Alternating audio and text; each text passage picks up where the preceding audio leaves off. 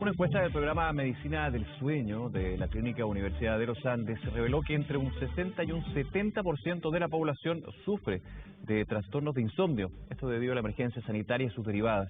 Para conocer más y saber cómo enfrentar estas complicaciones al momento del dormir, nos acompaña Isabel Puga, psicóloga de psicología chile.cl. ¿Qué tal, Isabel? Muchas gracias por acompañarnos, bienvenida. Hola, buenos días, Nicolás. A ver, ya los chilenos en general, en varios estudios que nos ha tocado revisar, se apuntaba a que los chilenos y las chilenas tenían problemas para dormir, para tener un sueño, un buen sueño, un sueño reparador, un sueño con todas las de la ley, digamos. Y ya aparece el estallido social, ya aparece la crisis sanitaria y eso me imagino que complica aún más la posibilidad de poder dormir de buena forma, ¿no? Claro.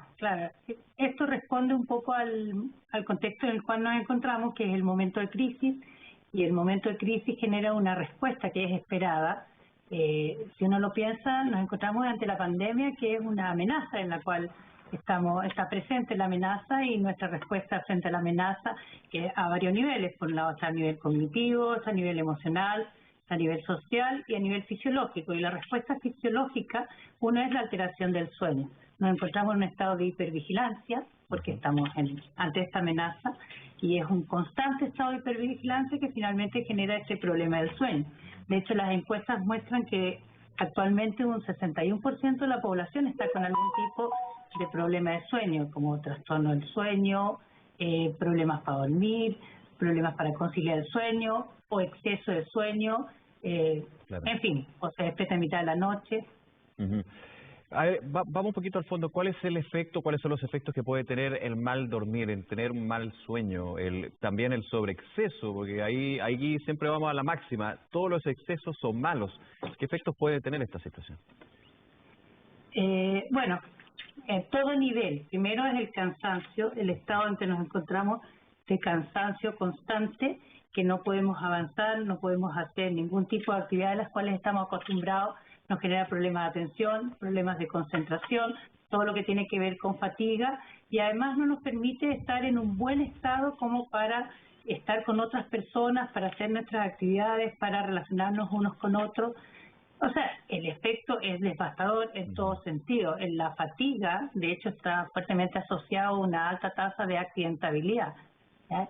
Y ya tener problemas de atención, problemas de concentración, problemas de memoria, sumado a todos los efectos que son propios de estar en una situación de crisis, en el contexto en que nos encontramos, que estamos frente a una amenaza por un lado por la enfermedad, una amenaza de riesgo vital, una amenaza a nuestros más cercanos adultos mayores, y también una amenaza en la parte económica, sin contar de que esto está asociado a lo que se viene posterior a la situación, y tenemos amenazado nuestra sensación de control, tenemos amenazado nuestro sentido de libertad personal y en el fondo nuestra seguridad. Frente a eso se genera esta hipervigilancia, como explicaba, estos trastornos del sueño, no se duerme bien o se duerme en exceso, no funciona bien el resto del día, y se produce una especie de retroalimentación y un loop, y al final el estado de las personas no es el más favorable. De hecho, hay estudios que muestran que está asociado esto con trastornos de ansiosos y trastornos depresivos.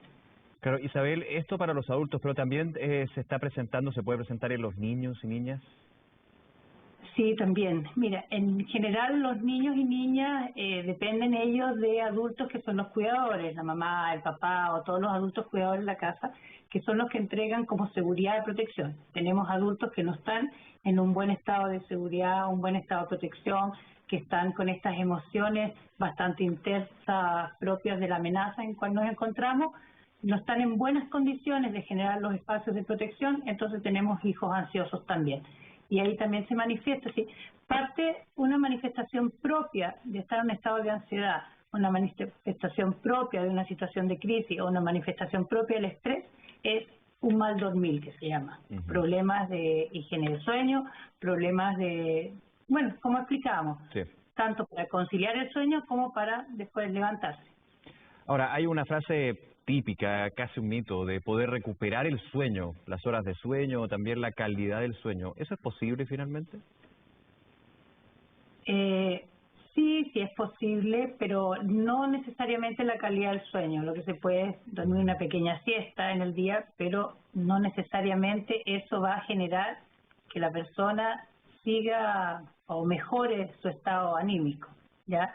Ayuda tal vez a recuperar la fatiga que se tiene, ayuda a recuperar a la persona un poco el cansancio, ya disminuye la accidentabilidad, pero el problema de base no es la falta de horas de sueño, el problema de base es la ansiedad que produce finalmente el trastorno del sueño. La anticipación catastrófica, que esta es la definición que hacemos los psicólogos de ansiedad, una anticipación catastrófica, porque nos encontramos frente a una amenaza, entonces se activa nuestra respuesta de huida y nuestra respuesta de huida, bueno, los humanos no huimos, nos quedamos, pero nuestra respuesta de huida, que puede ser todo nuestro gran bagaje o nuestra capacidad de resolver esta situación que nos está estresando, pero la situación supera y sobrepasa nuestros propios recursos personales y que es lo que está amenazado también nuestro bienestar personal.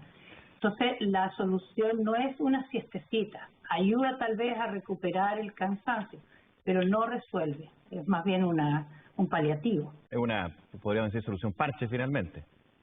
Hay un tema más de Absolutamente, fondo. no estoy tan, claro, no estoy tan fatigado, puedo funcionar un poco mejor, pero no resuelve el tema del fondo, porque el tema de fondo es que va aumentando la fatiga, como aumenta la fatiga, se va generando, como dije, esta retroalimentación. Entonces, en la parte cognitiva, uno de los problemas propios de las crisis son problemas de atención, problemas de concentración, también problemas de memoria aparecen y muchos pensamientos intrusivos de tipo catastrófico. ¿Ya? Entonces, el no poder salirse y alejarse de esta situación que es la amenaza, bueno, sumado a que todo el contexto en el cual nos encontramos, contexto país, está centrado en la amenaza. Por cierto, digamos, no es que podemos desconectarnos y olvidarnos como en otras situaciones que nos podemos encontrar, que nos compliquen o nos preocupen. Aquí no hay forma de alejarse de ello. De hecho, estamos en cuarentena, estamos en casa confinados, no podemos salir, nos llegan todos los días los datos, estamos todos expectantes, esperando que finalmente se encuentre o una cura para la enfermedad o una vacuna que la evite para poder salir. No tenemos claro cuándo va a terminar. Sabemos cuándo empezó la situación de pandemia, sabemos cuándo empezó la crisis, pero no tenemos idea cuándo va a terminar. Nuestros referentes más cercanos son los europeos, sobre todo España e Italia, que son los países más o menos cercanos a nosotros en Europa, pero ahí tampoco tenemos muy claro el referente. Sabemos que cuarentena, pero allá hay datos sobre rebrote en otros países. Por lo tanto, la incertidumbre es tan grande que genera este estado de expectante, este estado, como decía, de hipervigilancia, este estado de estar como muy pendiente y con pensamientos muy catastróficos todo el día. Y estos pensamientos catastróficos que aparecen así, irrumpen, son los que uno está tranquilo de repente ahí pensando que está bien y ¡boom! No puede dejar de pensar en la situación. Genera tensión corporal, genera todo un tipo de respuestas que son de tipo fisiológico. No solamente hay alteraciones a nivel del sueño, hay alteraciones en la alimentación.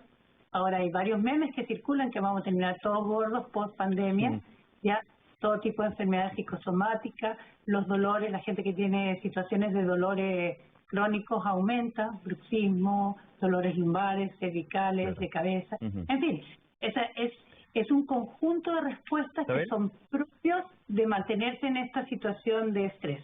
Ahora, teniendo claro el contexto, los efectos y los factores de este insomnio, de este mal sueño, el mal dormir, ¿cuáles son las recomendaciones de lo que uno puede hacer? Las rutinas, muchos hablan también del tecito antes de ir a acostarse, evitar el alcohol, también el cigarro, que es clave justamente para poder entrar a una etapa de sueño. Yo recuerdo también una recomendación muy clave, que es cuando uno se va a acostar, apagar las luces, apagar el televisor y entrar a una etapa de que uno se obliga a cerrar los ojos y dormir.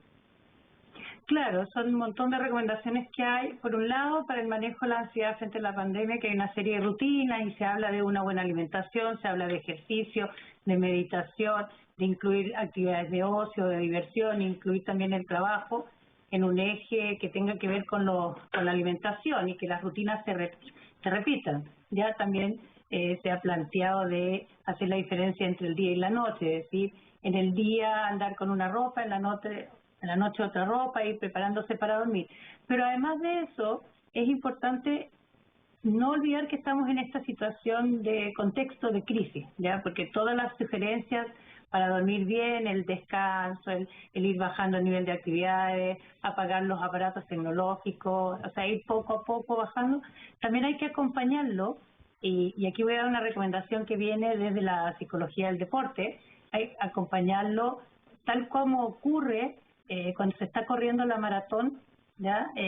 Los deportistas amateurs, ocurre el fenómeno del kilómetro 36, que muchos abandonan, porque ahí ya a la gente le quedan solo 6 kilómetros, el nivel fisiológico, corporal, motivacional ya está decaído y como queda tan poco, se retiran y ahí aparecen todo tipo de pensamientos negativos. Entonces es más o menos parecido. Pensemos que estamos en una suerte de maratón, estamos en el kilómetro 36 y la evidencia muestra que por cada pensamiento negativo se requieren 4 pensamientos positivos. Entonces yo invito a las personas que en el espacio de meditación que se sugiere durante el día, que puede ser desde la yoga, mindfulness o simplemente sentarse y escuchar una música agradable, pensar y tener imágenes positivas. Y cada vez que vienen estos pensamientos intrusivos negativos, empezar a conectarse con pensamientos positivos. Acuérdense, son 4 pensamientos positivos por cada pensamiento negativo para poder bloquearlo. Respiraciones profundas, ir calmándose y bajando. Y bueno, pensar, como decía, que esto es como la maratón de nuestra vida que estamos corriendo, estamos en el kilómetro 36 y tenemos que seguir como con la energía suficiente para continuar. Somos parte, o sea, el sentido de pertenencia es sumamente importante para recuperar el sentido de control y entender de que lo que estamos haciendo está ayudando también a toda la población. Yo creo que son positivos también los números que se están dando en este minuto de que ha dejado de aumentar, no quiero ponerme así en un optimismo. Sí, pero esta leve mejoría, esta incipiente mejoría que dice el ministro de Salud. Claro, ha dejado de aumentar la curva de contagio, entonces en el fondo la curva de contagio ha bajado un poquito y eso es pensar de que tenemos que ver con eso, que toda nuestra actividad tiene que ver con eso. Que hay un efecto, no digamos, de las medidas, ceder, Isabel, ¿no? Que tienen un efecto. Exacto, y esas medidas que tienen un efecto estamos participando. Claro, por supuesto que la salud mental, o sea, no es una participación fácil, tiene un cierto nivel de desgaste. Por eso es que estoy haciendo como el concepto de una maratón. Sí, estamos en el kilómetro 16 de la maratón. En este kilómetro 36 me gusta mucho la analogía porque es bien decidora de lo que uno está viviendo con esta crisis sanitaria y pensando también de que esos 42 kilómetros se van a ir extendiendo con una crisis que desgraciadamente va a seguir con distintas aristas. La automedicación, las personas que dicen no puedo dormir, me cuesta mucho dormirme, voy a tomar esta pastillita, la que tomaba antes, voy a subir la dosis. ¿Cuál es también la precaución que hay que tener al respecto? Porque claro, cuando melatonina, por ejemplo, estoy pensando, también inductores del sueño, puede haber, si son recomendados, si hay una recomendación, principalmente un especialista, a eso voy, son una buena herramienta, pero cuando uno ya empieza a abusar de esa herramienta, puede también tener efectos muy nocivos. No, por supuesto. Bueno, yo no soy médico, así que no puedo recomendar medicación. Pero desde la necesidad de la pastilla, digamos, más que nada a eso me refiero. Sí, hay varias pastillas naturistas y recuerdo el otro día que estaba en una farmacia y llegó una señora y pedía, por favor, me he tomado melisa, he tomado tecito no sé qué otras cosas puedo, y la farmacéutica le trataba de explicar de que lo único que podía era recomendar otras cosas naturales. Y el punto es que sabemos que los medicamentos no siempre hacen efecto, a lo mejor hacen en algún minuto efecto. La idea no es hacer uso de ansiolíticos o de otro tipo de hipnóticos o los famosos ansiolíticos que podemos utilizar. O sea, sabemos que, por ejemplo, el tabaco, el cigarrillo es un ansiolítico, pero es lo peor para el sueño. Sí. ¿Ya? Sabemos que el alcohol tiene un efecto hipnótico, pero genera una muy mala calidad del sueño. O sea, al final lo que mejora la calidad del sueño tiene que ver con las actividades que podemos instalar en el día. En especial, como estamos en una situación de emergencia, como ya expliqué, estamos en estado de hipervigilancia, como estamos atentos a una amenaza que se viene, lo que más ayuda es tener en este espacio de ocio, este espacio de diversión, generar actividades que activen ciertas hormonas que ayudan. Por ejemplo, reírse, pasarlo bien, divertirse, ya activan las endorfinas, que son nuestros anestésicos naturales, y estar con otros, aunque sea en forma virtual, activa las oxitocinas, que son las hormonas que tienen que ver con el placer, con los vínculos afectivos, con el amor. Y eso ayuda a calmarse, ayuda a sentirse mejor. Entonces, mira, en estas situaciones también, ¿no? de emergencia y desastre, lo mejor es estar con otros. Sí. Ya el apoyo social es lo que más ayuda. Y nuestro desafío es cómo estar con otros en distanciamiento físico.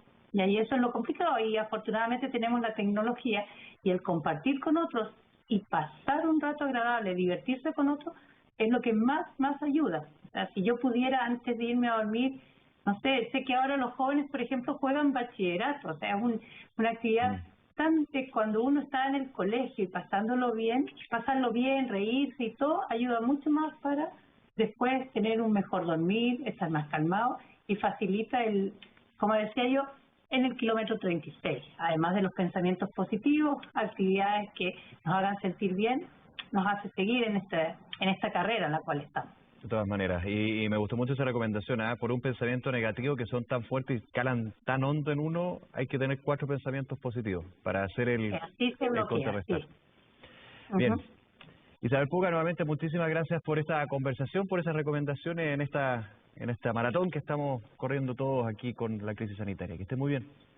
Gracias, Nicolás. Hasta luego. Buenos días.